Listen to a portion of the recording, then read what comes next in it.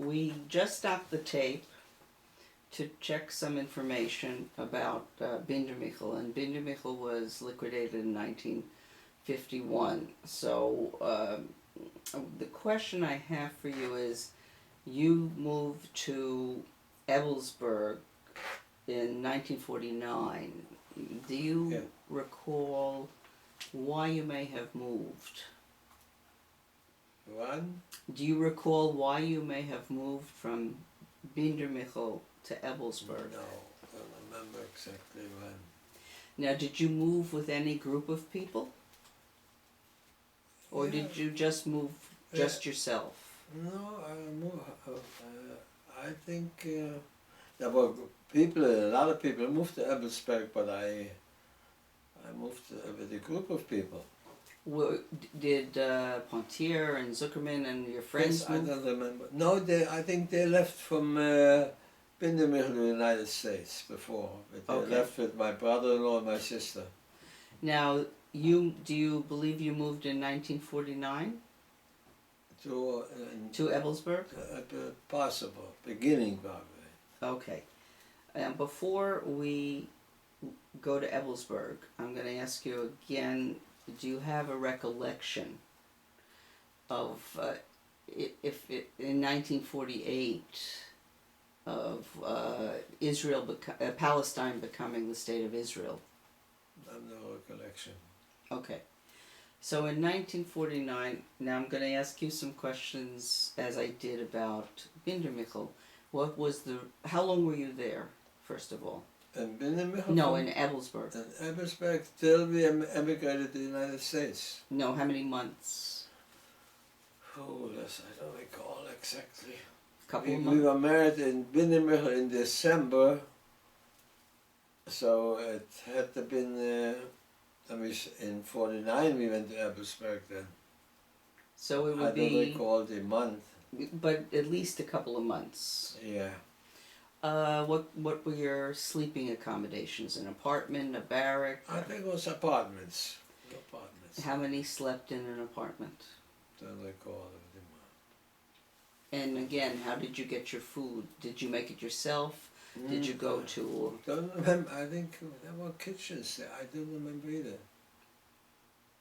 I can't recall any of them. And it's okay. Did you work there at all? Also as a transport officer. In Ebelsburg? Yeah. Okay. And do you remember if they had a Jewish police force in Ebelsburg? I don't remember in Ebelsburg. Well, when you remember things, you'll tell me. Yeah. Do you remember if anybody was working? Were there There must have been people working in offices or something like this. Well, only what you remember. Yeah. Do you remember there being a tailor or a butcher or in either Ebelsburg or... No, in Ebelsburg itself, no, not in the camp. How about in Bindermichel? Tailor, butcher? Oh, probably tailors, private tailors are not butchers, no. Okay. No. What did you do in Bindermichel for a doctor or a dentist? Doctor or dentist? We had a doctor there in Bindermichel, an ambulance there, and anything, happened. Jewish doctor? Jewish dentist? Yeah, Jewish doctors, all the survivors. Okay. And is the same true in Ebelsburg? Ebelsburg, I don't remember. I didn't need a doctor there. Okay. Social life in Ebelsburg. Did you dance, play cards? I don't remember this either in Ebelsburg. I just remember Bindermichel. Okay. Because it was a short time, I guess, in Ebelsburg. All right. Did you have the same kind... Did you have friends make friends in Ebelsburg? Yeah. Did you have a social life in Ebelsburg? Yeah, we had friends there, yeah. Did you have the same kind of conversations with other survivors? Yeah, mostly, yeah. We always. What were they like? Also about, our life in the camp, and otherwise there's nothing special there. You mean like, where did you come from? Yeah, camp? all this certain personal things, yeah. Do you think you trust survivors more than you do other people? Not necessary. Do you have a special bond with survivors? Yeah, in a certain way. In what way? I mean, like I said, you trust more each other, you know, and you have more feeling to a Holocaust survivor. Why is that? Of course, we went through the same troubles. Okay, so you have a similar experience. You have a similar experience. Yes. So if you go to a country on vacation and you're sitting at a table, or were sitting at a table with your wife and you heard a certain accent, Yeah. would you be likely to approach a stranger and... Yeah, sometimes, yeah, very often. They ask them where you come from there, you know, because they ask me about my accent, they know where. And would that... You wouldn't necessarily do that with somebody else, would you? No. But you would be likely to do that if you heard a certain accent. Yes.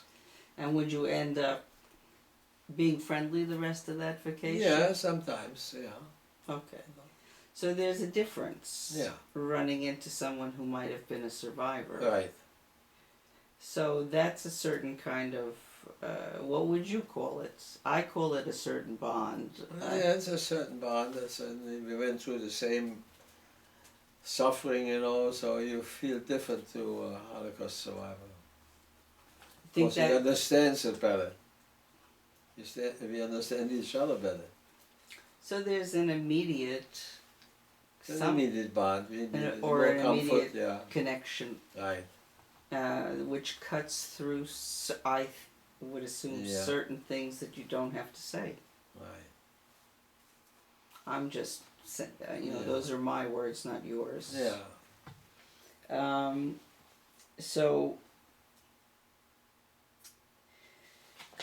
did you go to any marriages while you were in Ebelsburg? Other people's marriages? In Ebelsburg, I don't remember. Okay. In Bindermichel. In Bindermichel you did. All right. I didn't ask you this, but how was Ort involved in Bindermichel? Ort? Yes, I think Ort was involved in something. As a matter of fact, my mother was teaching in Ort, sewing for the girls there. Okay. And Chayas and UNRWA were involved. The Chayas wasn't... Chayas, not in the camp. Was the... UNRWA? The UNRWA, and there was... what was the joint? The joint distribution company, yeah, the joint was involved. And they were also... Were they also involved in Ebelsburg? Did you see Ort? Yeah, I think the joint was all over, right. How about Ort? Ort, I don't remember Ebelsburg. Okay. Did you see a lot of children in Ebelsburg? Not too many, no. But you did see children in babies in Bindermichel. Yeah. Did a lot of your friends give birth in Bindermichel? Yeah. Did a lot of your friends have their first children in Bindermichel? No, I don't recall, no. You don't recall? No. Okay. And did a lot of people talk about going to Palestine? Yes. Did they try to get there? Yeah. Did they get turned back? I don't know if they got turned back, but we had the organization, the Brigade, which organized transport to Palestine. As a matter of fact, I supplied some trucks which had transported it all over there. Right. Like to Italy, and I don't know when they went. Did they make it? Yeah, they made it. So did you ever know people that made it to Israel and were you ever in contact with those people? As a matter of fact, my aunt and my uncle went to Israel with my nephew. Yeah. And you stayed in touch with them? Yeah, I stayed in Israel. Now, when people were leaving the camp, and knowing they were going either to Palestine or going to the United States. Leaving the concentration camp? Yeah, not the concentration camp, the DP camp. The DP camp, I see. Was there a mood change? They were looking forward to the future. They were happy to be getting out. Yeah, they were happy to go. I mean, they were eager to go to Palestine or any place, you know. So, the DP camps was just like a holding ground? That's right. You were having... Would you say you were having fun in the DP camps? Oh yeah, we were very... Everything was careless. We had no worries at the DP camp.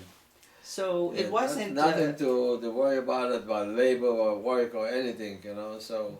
You were relaxed. We were supplied, we were at rest, you know, we were supplied with everything, and we had our entertainment and sports, whatever you needed, you know. It wasn't a place of depression? No. You were just in holding. We were carefree there. Okay. When did you decide to come to America?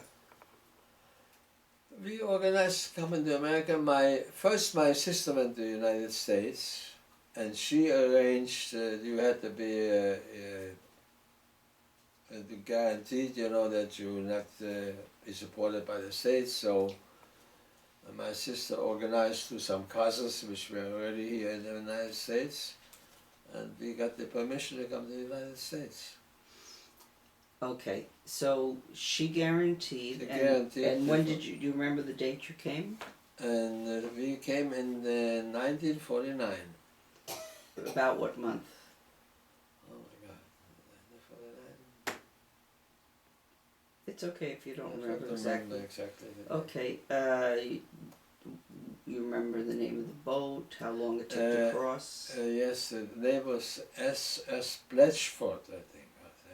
Okay. Yeah. And when you landed, who picked you up? When we landed, we were taken to Ellis Island first. Okay. And then we were interrogated because someone in Bremen spoken about communism and this.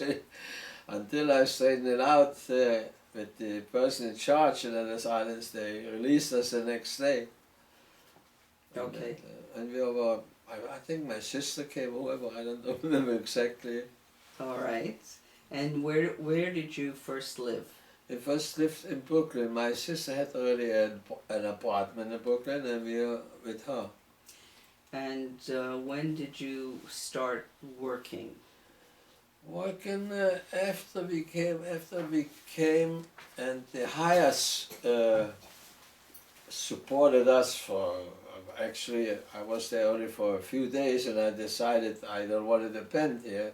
So I was, like I said, looking for a job. So and I went to this German newspaper, and they offered me a job there in a certain place as a mechanic. I went there, and we made the arrangements. You know, first the boss decided that he just hired somebody.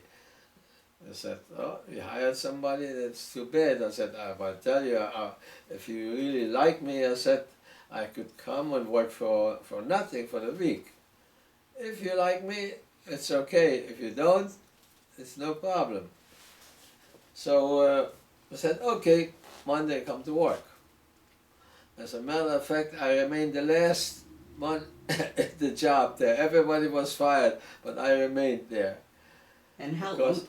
Go ahead. Because, you know, people didn't know anything, you know, so I first came there as a mechanic, and I showed them, you know, how to do work and everything, you know, and so I remained there up to the last moment.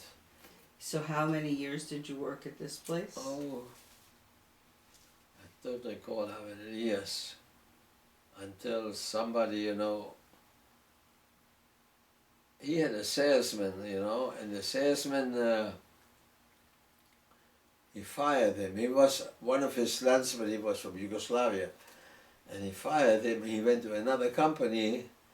When he went to the company, he was not so familiar with this trade too, so he called me, "Leon, I have a better job for you. If you want to come here, we offer you a good job." I said, all right, I decided I told my boss so and so that's the story that I have a better job. I said, oh, he promised me. Oh, why this? I said, it's too late now, but I still will work for you until you get somebody. I told him. Yeah. So I worked for him and I worked for the other company until he got somebody, and I left. So Same thing happens at the same company there. how many years is this? Oh, I worked till 19. Oh my gosh, this was, don't recall how long, how many years. To be honest with you, In 10 years? I really don't know. Okay. Did you stay in that same Brooklyn apartment?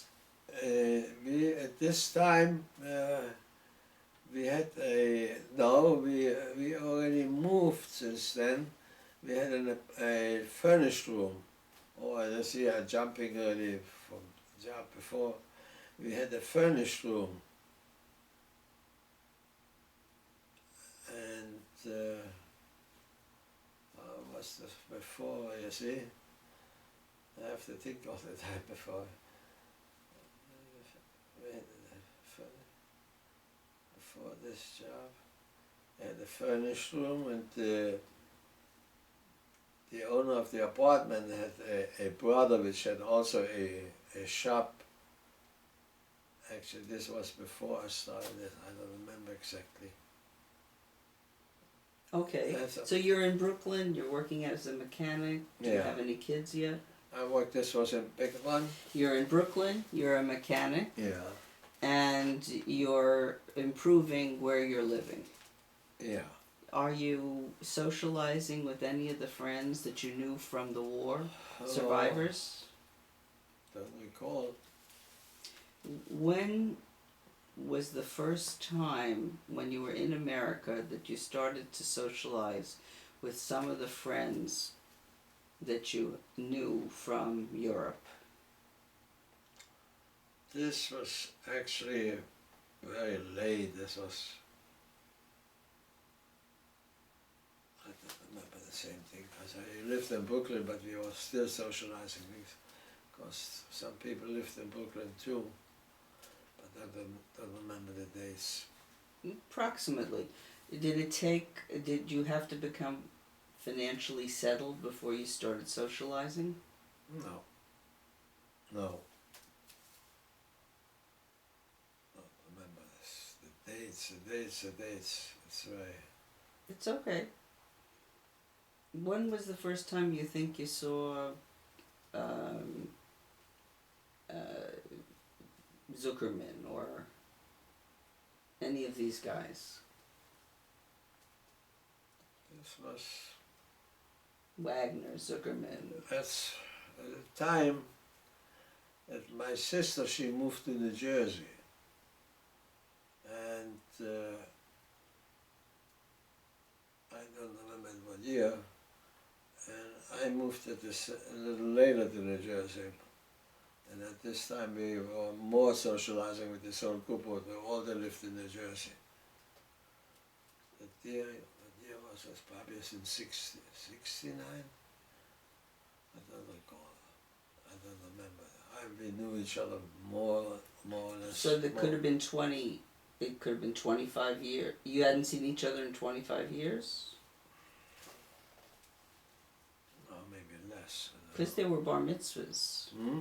There had to be bar mitzvahs. Yeah, we were there at bar mitzvahs. You had to be in their bar mitzvahs. Yeah, sure. You had a bar mitzvah? Yeah, they had my bar mitzvah. This was in 63. So they came to your bar mitzvahs? Yeah. And you went to their bar mitzvahs? Yeah. So in the 60s you had to see them already? Yes. Did you ever go away in the summers?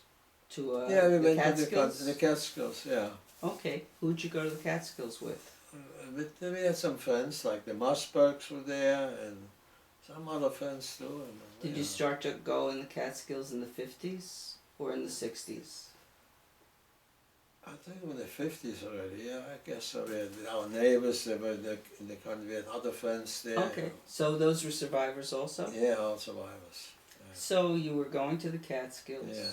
and you saw, if I look at bar mitzvah albums of yours, I would see tables of survivors.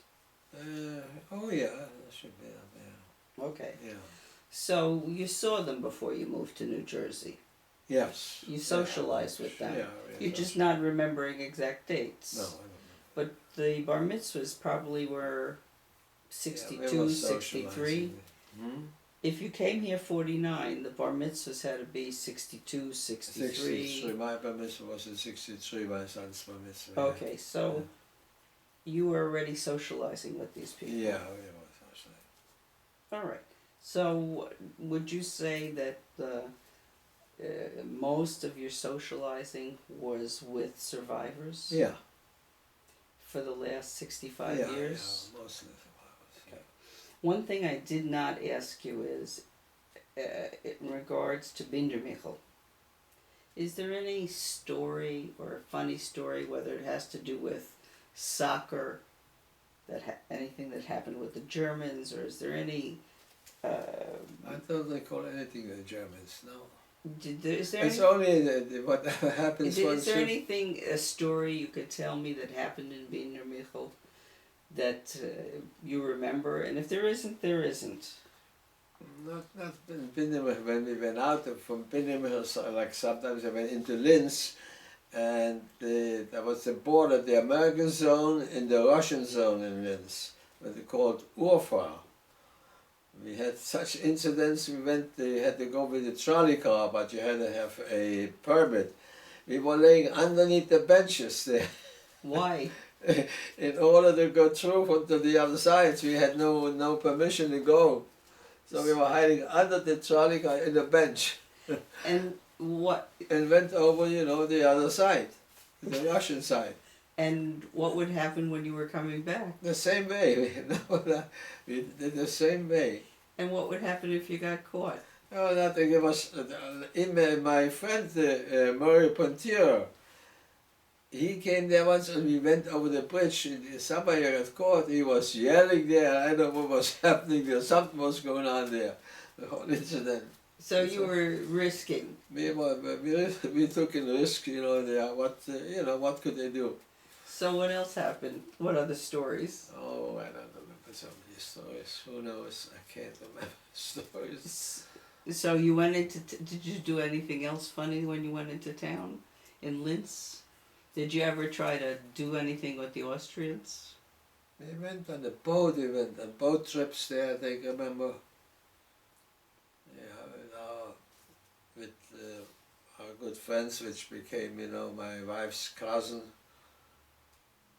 Otherwise... No practical jokes? No, I don't remember anything. Probably happened, but I don't remember anything. Okay. Now, were you involved with any organizations, like the Krakow Society or this, where you socialized? Not at this time. Not No. now, but in the last 65 years. Oh yeah, I belong to Krakow Society. And did you go, so you were, that was another activity where you were involved with survivors. Yeah. How important is Israel to survivors? Israel? It's very important. I mean, it's... How important is Israel to you? For me, it's very important that you have a Jewish state, you have somewhere to go just in case. So when Israel became independent, even though you don't remember your feelings that day... Oh, it was very good feelings. I mean, that we have a Jewish state, it's that you belong to somebody. If you describe the most important friendships of your life, what role did they play in your life? It was the deportation from Germany. It was in 1938 when at one night the police came to our apartments and said you have to report the police station with your passports, we'll check your passports. And this was just a big lie, you know. They took us to a big dancing hall. They didn't examine our passports, they just took us there. In the morning they come with big police trucks, took us to the railroad station there. To each cabin there, they took a policeman, and they took us off to Poland. There, overnight, they left us in the middle of a big field there, in no man's land. Nobody knew where we are. So, all of a sudden in the morning, some Polish police on horses came by and looking at hundreds and hundreds of people there, and what's going on here? So some people spoke Polish and explained it to them, and they said, all right, you go to the police station, get your passport stamps, and you could go any place you want. So at this time, I mean, we were hungry, we were not eating, so the first stop was Krakow. And there we remained then. So who was important to you at that time? Important, I would just say it's, because anybody wasn't important, we were depending on ourselves. I mean, you know. No, the question was, who were the most important friends out of this experience? Oh, out of this experience, nobody. It's, the most important was my family. Okay. You know. Were you with your family during Yeah. this experience? Yeah, the family. We had the whole family there. Okay.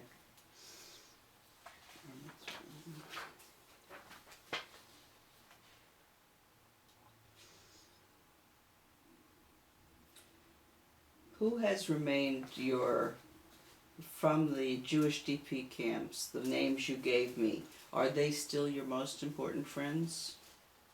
Yeah, mostly, yeah. Did you add more friends to that list? Oh yeah, we have some more friends here. Who became your closest circle of friends?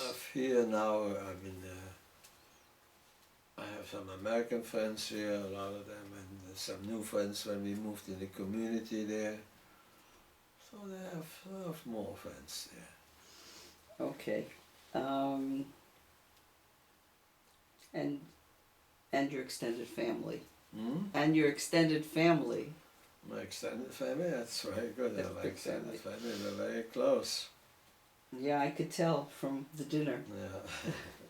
Okay, at this point, so the only Jewish DP camps you were in were Bindemichel and and Ebelsberg. Ebelsberg. Okay, so at this point, I'm going to stop. I'm going to thank you for letting me interview you. Okay. I appreciate your time. Okay, thank you.